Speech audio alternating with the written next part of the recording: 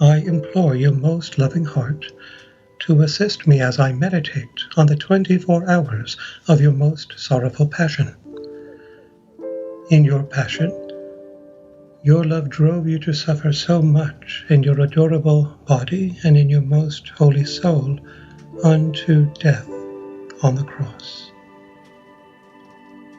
I implore your help, your grace, and your love to have profound compassion and a profound understanding of your sufferings as I meditate on this hour.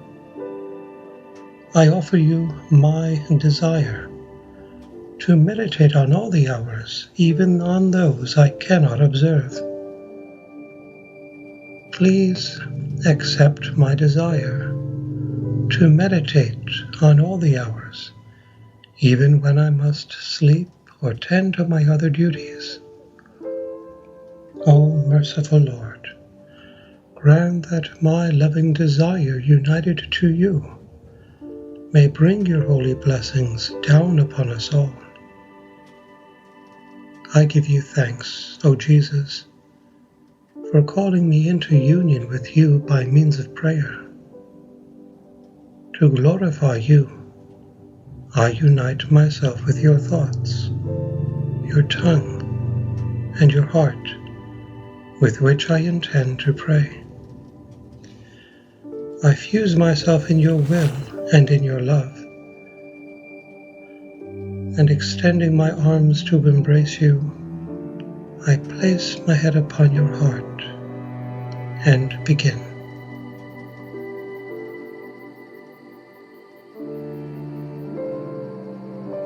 The 1 a.m. hour.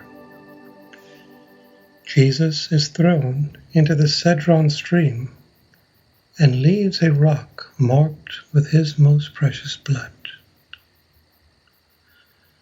My dear Jesus, goodness itself, in between my vigils and sleep, my poor and mind follows you. How can I give in to sleep when I see that everyone, even the apostles themselves, flee you and leave you to yourself? Even fervent Peter, who a little while ago said he wanted to give his life for you, and the beloved disciple whom with so much love you allow to rest upon your heart, flee you. Oh, everyone abandons you and leaves you at the mercy of your cruel enemies. Oh, my Jesus, you were left all alone. Your purest eyes search about to see if at least one of those favored by you is following you to prove to you his love and to bear witness to you. And as you see that no one has remained faithful to you, your heart breaks and you burst into tears. You experience more sorrow for the abandonment of your most faithful ones than for the way in which the enemies themselves treat you. Beloved Jesus, do not cry. Rather, let me cry with you. And sweet Jesus seems to say,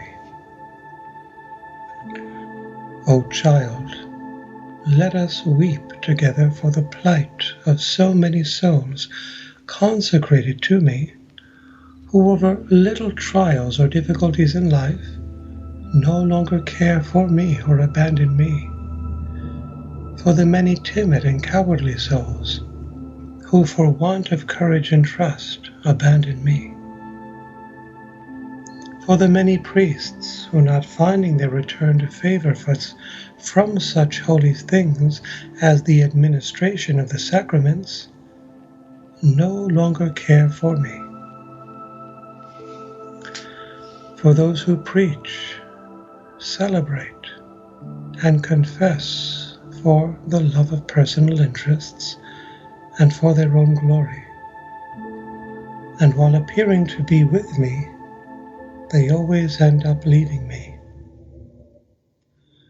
O my child, how hard this abandonment is for me.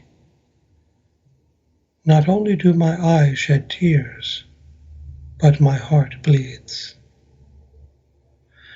Please, I entreat you to assuage my bitter sorrow by promising that you will not leave me.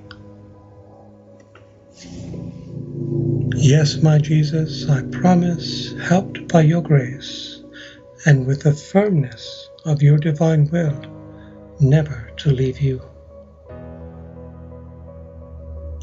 O Jesus, while you cry over the abandonment of your dear ones, the enemies spare you no outrage. O my love, you are bound and tied so tightly that you cannot so much as take one step by yourself. Your enemies stomp on you and drag you along paths so strewn with rocks and briars, and with every slightest movement of yours, you bang against the rocks and are pierced with briars. O my Jesus, I see that as they drag you, you leave behind your precious blood, and your golden hair that they tear from your head.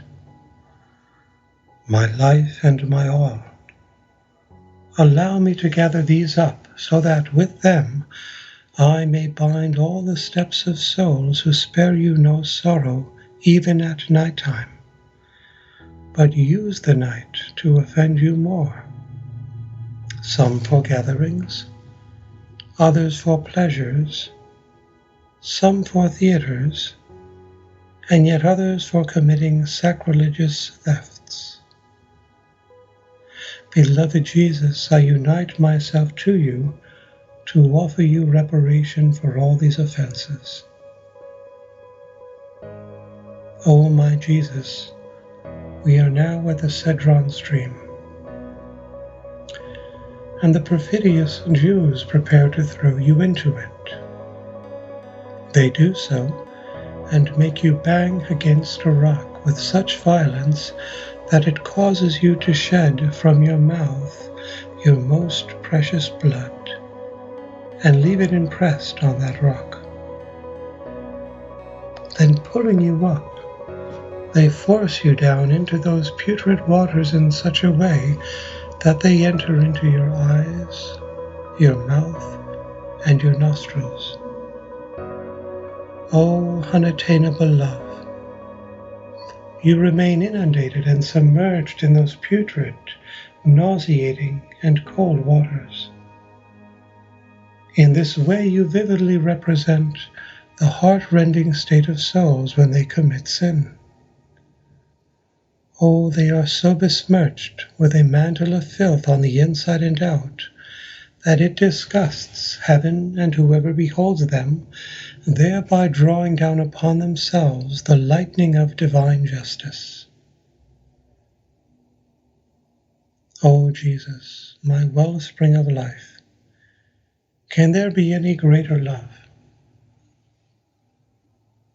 In order to remove from us the mantle of filth, you allow your enemies to throw you into the stream, and you endure everything to offer reparation for the sacrileges and insipidness of souls who receive you sacrilegiously, and who, more than the stream, force you to enter into their hearts and make you feel all of the nausea their souls produce.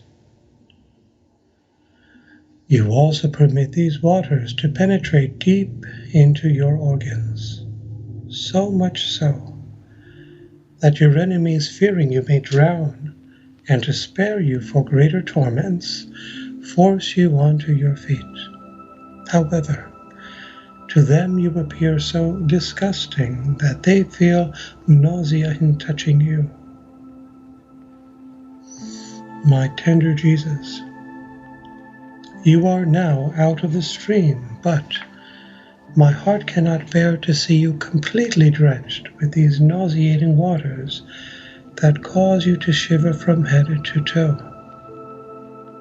You look around, searching with your gaze, as you cannot do so with your voice, for at least one soul who would draw you, clean you, and warm you. But in vain. No one is moved to pity. Your enemies mock and deride you. Your own have abandoned you, and your sweet mother is far away because the Father has disposed it thus. Here I am, O Jesus. Come into my arms. I want to cry so much as to form with my tears a bath to wash you, clean you, and with my hands fix your hair which is all disheveled. My love, I want to enclose you in my heart to warm you with the warmth of my affections. I want to anoint you with my holy desires, offer you reparation for all these offenses, and fuse my life in yours to save all souls. I want to offer you my heart as a place of rest, and be able to somehow comfort you for the pains you have hitherto suffered, so that we may continue together along the way of your passion.